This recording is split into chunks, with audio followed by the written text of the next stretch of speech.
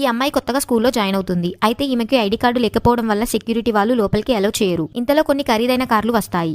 అందులో నుండి ఈ కోటీశ్వర్ల కుర్రాడు దిగుతాడు. ఈ కుర్రాడిని చూసి అందరూ మర్యాద ఇస్తూ ఉంటారు. అలాగే సెక్యూరిటీ వాళ్ళు కూడా ఇతడికి నమస్కారం చేస్తారు.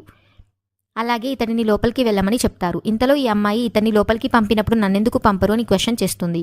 అప్పుడు ఈ సెక్యూరిటీ అతను ఆయనతో నీకు పోలిక ఏంటి అని అనగా ఈ కుర్రాడు పట్టించుకోకుండా లోపలికి వెళ్ళిపోతూ ఉంటాడు. ఈ అమ్మాయి ఈ కుర్రాడికి అడ్డుగా వెళ్లి క్లాస్ లేట్ అవుతుంది, నన్ను కూడా క్లాస్కి తీసుకెళ్ళు అని రిక్వెస్ట్ చేస్తుంది. కానీ సెక్యూరిటీ అతను ఈమెని వెనక్కి రమ్మని అంటూ ఉంటాడు. అప్పుడు ఈ కుర్రాడు కోపంతో సెక్యూరిటీని చూడగా ఈమెను లోపలికి వెళ్ళమని పర్మిషన్ ఇస్తాడు. తర్వాత వీళ్ళిద్దరూ కలిసి క్లాస్ రూమ్లోకి వెళ్తారు. టీచర్ ఈ అమ్మాయిని చూసి కొత్తగా జాయిన్ అయ్యావా అని అడుగుతుంది. అందరితో పరిచయం చేసుకోమని చెప్పగా ఈ అమ్మాయి తన క్లాస్మేట్స్తో నా పేరు పింకీ అని చెప్తుంది. అలాగే మీ అందరికీ నా నమస్కారం అని చెప్తుంది. ఈమె మాటలు విని క్లాస్లోని వారందరూ నవ్వుకుంటూ ఉంటారు. ఇది చూసి టీచర్ ఇక్కడ తెలుగు మాట్లాడకూడదు, మళ్ళీసారి ఇంగ్లీష్లో మాట్లాడడానికి ప్రయత్నించమని చెప్తుంది.